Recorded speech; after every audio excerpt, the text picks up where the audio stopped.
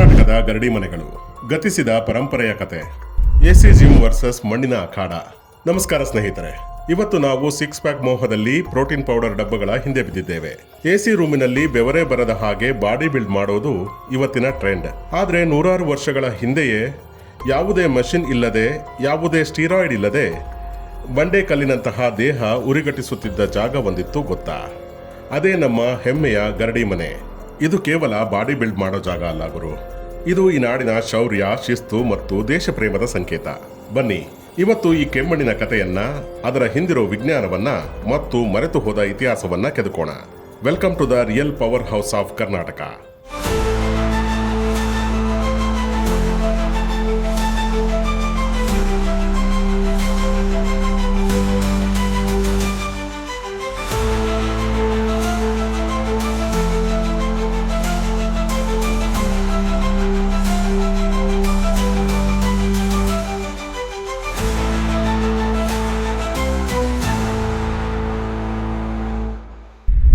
ಹೆಸರಿನ ಮೂಲ ಮತ್ತು ಇತಿಹಾಸದ ಆಳ. ಗರಡಿ ಅನ್ನೋ ಪದ ಎಲ್ಲಿಂದ ಬಂತು ಗೊತ್ತಾ?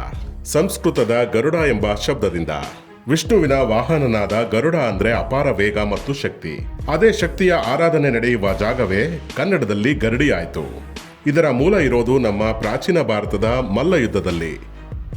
ರಾಮಾಯಣದ ಹನುಮಂತ, ಮಹಾಭಾರತದ ಭೀಮ, ಜರಾಸಂಧ, ದುರ್ಯೋಧನ ಇವರೆಲ್ಲರೂ ಅಖಾಡದಲ್ಲಿ ಸೆಣಸಾಡಿದ ಮಹಾನ್ ಮಲ್ಲರು. ಭಾರತೀಯ ಮಲ್ಲ ಯುದ್ಧದ ಪುರಾಣ ಕಥನ. ಕರ್ನಾಟಕದಲ್ಲಿ ಈ ಸಂಸ್ಕೃತಿ ಎಷ್ಟು ಹಳೆಯದು ಅಂದ್ರೆ 12ನೇ ಶತಮಾನದಲ್ಲೇ ಕಲ್ಯಾಣಿ ಚಾಲುಕ್ಯರ ದೊರೆ 3ನೇ ಸೋಮೇಶ್ವರ ತನ್ನ ಮನಸೋಲ್ಲಾಸ ಅನ್ನೋ ಸಂಸ್ಕೃತ ಗ್ರಂಥದಲ್ಲಿ ಮಲ್ಲರ ತರಬೇತಿ ಬಗ್ಗೆ ಬರೆದಿದ್ದಾನೆ. ಉತ್ತರ ಭಾರತದಲ್ಲಿ ಇದನ್ನ ಅಖಾಡ ಅಥವಾ ಪೆಹಲ್ವಾನಿ ಅಂತ ಕರೆದ್ರೆ, ನಮ್ಮ ಕರ್ನಾಟಕದಲ್ಲಿ ಇದು ವಿಶಿಷ್ಟವಾದ ವಾಸ್ತುಶಿಲ್ಪ ಮತ್ತು ಆಚರಣೆಗಳ ಮೂಲಕ ಗರಡಿ ಮನೆಯಾಗಿ ಬೆಳೆದು ಬಂತು. ಬೆಂಗಳೂರಿನ ಪೇಟೆಗಳಲ್ಲಿ 17ನೇ ಶತಮಾನದಿಂದಲೂ ಗರಡಿಗಳು ಜೀವಂತವಾಗಿವೆ ಅಂದ್ರೆ ನಂಬ್ತೀರಾ? ರಾಜಾಶ್ರಯ, ಒಡೆಯರ್ ಮತ್ತು ಟಿಪ್ಪು ಸುಲ್ತಾನ್. ಗೆಳೆಯರೇ, ಇವತ್ತು ಸ್ಪೋರ್ಟ್ಸ್ಮನ್ಗಳಿಗೆ ಸ್ಪಾನ್ಸರ್ ಸಿಗೋದು ಕಷ್ಟ. ಆದ್ರೆ ಅಂದು ರಾಜರೇ ಮಲ್ಲರನ್ನ ಸಾಕುತ್ತಿದ್ರು. ಮೈಸೂರು ಒಡೆಯರು, ಆದಿಲ್ ಶಾಹಿಗಳು, ಕೆಂಪೇಗೌಡರು ಇವರೆಲ್ಲರೂ ಕುಸ್ತಿಗೆ ಜೈ ಎಂದವರು. ಅದರಲ್ಲೂ ರಣಧೀರ ಕಂಠೀರವ ನರಸರಾಜ ಒಡೆಯರ್ ಅವರ ಕಥೆ ಕೇಳಿದ್ರೆ ಮೈ ಜುಮ್ ಅನ್ನುತ್ತೆ. ಇವರು ಸ್ವತಃ ಎಂಥ ಪೈಲ್ವಾನ್ ಆಗಿದ್ರು ಅಂದ್ರೆ, ಚಾಮುಂಡಿ ಬೆಟ್ಟದ 1000 ಮೆಟ್ಟಿಲುಗಳನ್ನ ಹೆಗಲ ಮೇಲೆ ಒಂದು ಎಮ್ಮೆಯ ಕರುವನ್ನು ಹೊತ್ತುಕೊಂಡು ಹತ್ತುತ್ತಿದ್ದರಂತೆ. ದಿನ ಕಳೆದಂತೆ ಕರು ದೊಡ್ಡದಾಗ್ತಾ ಹೋಯ್ತು. ರಾಜರ ಶಕ್ತಿನೂ ಹೆಚ್ಚಾಗ್ತಾ ಹೋಯ್ತು. ಅರಮನೆಗಳಲ್ಲಿ ವಾರಕ್ಕೊಮ್ಮೆ ಕುಸ್ತಿ ಪಂದ್ಯ ನಡೀತಿತ್ತು. ಗೆದ್ದವರಿಗೆ ಜಮೀನು, ಹಣ, ಅರಮನೆ ರಕ್ಷಕನ ಕೆಲಸ ಸಿಗ್ತಿತ್ತು. ಇನ್ನು ಹೈದರ್ ಅಲಿ ಮತ್ತು ಟಿಪ್ಪು ಸುಲ್ತಾನ್ ಕಾಲದಲ್ಲೂ ಅಷ್ಟೇ. ಗರಡಿ ಮನೆಗಳು ಅಕ್ಷರಶಃ ಸೈನಿಕ ತರಬೇತಿ ಕೇಂದ್ರಗಳಾಗಿದ್ವು. ಸ್ವತಃ ಹೈದರ್ ಅಲಿ ಬೆಂಗಳೂರಿನ ಅರಳೆಪೇಟೆಯ ದೊಡ್ಡ ಗರಡಿಗೆ ಬಂದು ಗದೆ ತಿರುಗಿಸುತ್ತಿದ್ದ ಅಂದ್ರೆ ಆ ಮಣ್ಣಿನ ಪವರ್ ಎಂಥದ್ದು ಇರಬೇಡ. ವಾಸ್ತುಶಿಲ್ಪ ಮತ್ತು ಮಣ್ಣಿನ ವಿಜ್ಞಾನ. ನೀವು ಯಾವತ್ತಾದರೂ ಗರಡಿ ಮನೆಯ ಬಾಗಿಲು ನೋಡಿದ್ದೀರಾ? ಕೇವಲ 3 ಅಡಿ ಎತ್ತರ ಇರುತ್ತೆ. ಯಾಕೆ? ಒಳಗೆ ಬರೋ ಪ್ರತಿಯೊಬ್ಬ ಪೈಲ್ವಾನನು ತಲೆ ತಗ್ಗಿಸಿಯೇ ಬರಬೇಕು. ಅಂದ್ರೆ ನಿನ್ನ ಅಹಂಕಾರವನ್ನ ಬಾಗಿಲಲ್ಲೇ ಬಿಟ್ಟು ಒಳಗೆ ಬಾ ಅಂತ ಅರ್ಥ. ಒಳಗೆ ಕಿಟಕಿಗಳಿಲ್ಲ. ಯಾಕಂದ್ರೆ ಹೊರಗಿನ ಗಾಳಿ ಬಂದು ಒಳಗಿನ ಟೆಂಪರೇಚರ್ ಹಾಳಾಗಬಾರದು. ದೇಹ ಬೆವರಬೇಕು, ಸ್ನಾಯುಗಳು ಫ್ಲೆಕ್ಸಿಬಲ್ ಆಗಬೇಕು. ಇಲ್ಲಿನ ಪ್ರಮುಖ ಆಕರ್ಷಣೆ ಅಂದ್ರೆ ಈ ಮಣ್ಣು. ಇದು ಸುಮ್ಮನೆ ರಸ್ತೆಯಲ್ಲಿ ಸಿಗೋ ಮಣ್ಣಲ್ಲ ಬಾಸ್, ಇದೊಂದು ಆಯುರ್ವೇದದ ಔಷಧಿ. ಈ ಕೆಮ್ಮಣ್ಣಿಗೆ ಏನೆಲ್ಲ ಸೇರಿಸ್ತಾರೆ ಗೊತ್ತಾ? ಅರಿಶಿಣ ಮತ್ತು ಬೇವಿನ ಎಣ್ಣೆ, ಹರಳೆಣ್ಣೆ, ಹೊಂಗೆ ಎಣ್ಣೆ, ತುಪ್ಪ ಮತ್ತು ಮಜ್ಜಿಗೆ. ಇದು ಮಣ್ಣನ್ನು ಮೆದು ಮಾಡುತ್ತೆ. ಬಿದ್ರೆ ಮೂಳೆ ಮುರಿಯಲ್ಲ. ಅಷ್ಟೇ ಅಲ್ಲ, ಪೈಲ್ವಾನರು ಪ್ರಾಕ್ಟೀಸ್ ಆದ್ಮೇಲೆ ಇದೇ ಮಣ್ಣನ್ನ ಮೈಗೆ ಹಚ್ಕೊಂಡು ಸ್ನಾನ ಮಾಡ್ತಾರೆ. ಇದು ಬೆವರಿನ ಕಲ್ಮಶವನ್ನ ಹೀರಿಕೊಳ್ಳುತ್ತೆ. ಯಾವ ಮಾಡರ್ನ್ ಜಿಮ್ನಲ್ಲಿ ಈ ಸೌಲಭ್ಯ ಇದೆ ಹೇಳಿ? ತಾಲೀಮು, ಡಯಟ್ ಮತ್ತು ಉಪಕರಣಗಳು. ಇಲ್ಲಿ ಬೆಳಗ್ಗೆ ಸೂರ್ಯ ಹುಟ್ಟೋಕ್ಕೂ ಮುಂಚೆ ತಾಲೀಮು ಶುರುವಾಗುತ್ತೆ. ಮಣ್ಣು ಅಗೆಯುವುದು. ಹೌದು, ಪೈಲ್ವಾನರು ಮೊದಲು ಸನಿಕೆ ಹಿಡಿದು ಅಖಾಡದ ಮಣ್ಣನ್ನ ಅಗದು ಸಮ ಮಾಡಬೇಕು. ಇದೇ ಬೆಸ್ಟ್ ವಾರ್ಮ್ ಅಪ್. ದಂಡ ಮತ್ತು ಬಸ್ಕಿ. ಸಾವಿರಾರು ಸಂಖ್ಯೆಯಲ್ಲಿ ಪುಷ್ಅಪ್ಸ್ ಮತ್ತು ಸ್ಕ್ವಾಟ್ಸ್. ಗದೆ, ಹನುಮಂತನ ಆಯುಧ. ಭುಜದ ಬಲಕ್ಕೆ ಇದಕ್ಕಿಂತ ಬೆಸ್ಟ್ ಎಕ್ಸಸೈಸ್ ಇಲ್ಲ. ಕಲ್ಲುಗುಂಡು ಮತ್ತು ಮಲ್ಲಕಂಬ. ಇಡೀ ದೇಹದ ಬ್ಯಾಲೆನ್ಸ್ ಮತ್ತು ಫೋಕಸ್ಗೆ ಇದು ರಾಮಬಾಣ.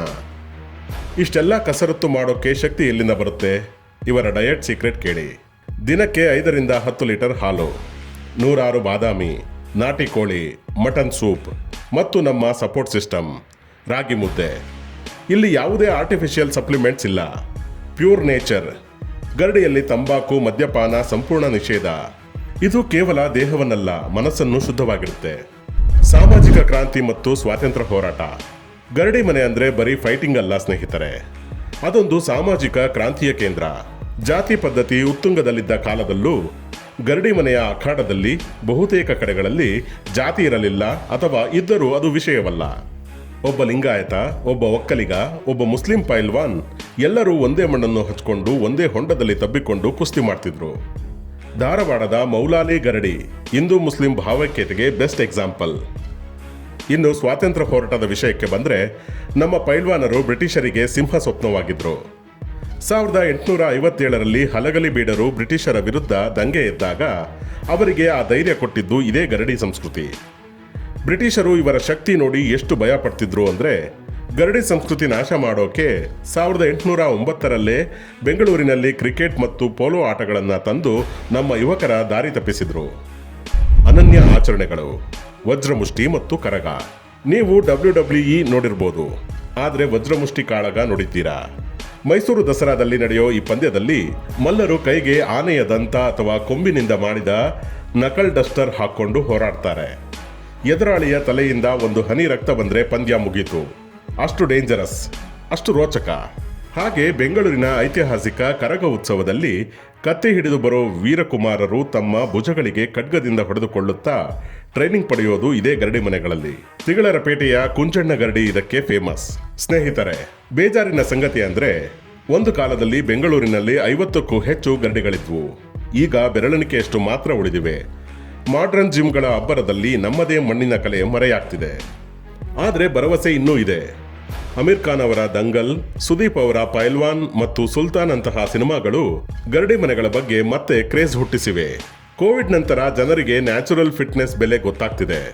ಗರಡಿ ಮನೆ ಕೇವಲ ಸ್ನಾಯು ಬೆಳೆಸುವ ಕಾರ್ಖಾನೆ ಅಲ್ಲ, ಅದು ಮನುಷ್ಯತ್ವ ಬೆಳೆಸುವ ವಿಶ್ವವಿದ್ಯಾಲಯ. ಅಲ್ಲಿ ಕಲಿಯುವ ಶಿಸ್ತು ಮತ್ತು ದೇಶಪ್ರೇಮ ಬೇರೆ ಎಲ್ಲೂ ಸಿಗಲ್ಲ. ಸರ್ಕಾರ ಇದನ್ನ ಪರಂಪರೆಯ ತಾಣ ಅಂತ ಘೋಷಿಸಬೇಕು. ನಾವು ನಮ್ಮ ಮುಂದಿನ ಪೀಳಿಗೆಗೆ ಈ ಮಣ್ಣಿನ ಸೊಗಡನ್ನ ಉಳಿಸಿಕೊಡಬೇಕು. ನೀವು ಜಿಮ್ಗೆ ಹೋಗಿ, ಬೇಡ ಅನ್ನಲ್ಲ. ಆದರೆ ಜೀವನದಲ್ಲಿ ಒಮ್ಮೆಯಾದರೂ ನಿಮ್ಮ ಊರಿನ ಗರಡಿ ಮನೆಗೆ ಹೋಗಿ ಆ ಮಣ್ಣನ್ನ ಮುಟ್ಟಿ ನೋಡಿ. ಆ ಶಕ್ತಿ ನಿಮಗೂ ಬರುತ್ತೆ. ಈ ವಿಡಿಯೋ ಇಷ್ಟ ಆಗಿದ್ರೆ ಶೇರ್ ಮಾಡಿ. ನಮ್ಮ ಸಂಸ್ಕೃತಿಯನ್ನ ಉಳಿಸೋಣ. ಜೈ ಹಿಂದ್, ಜೈ ಕರ್ನಾಟಕ.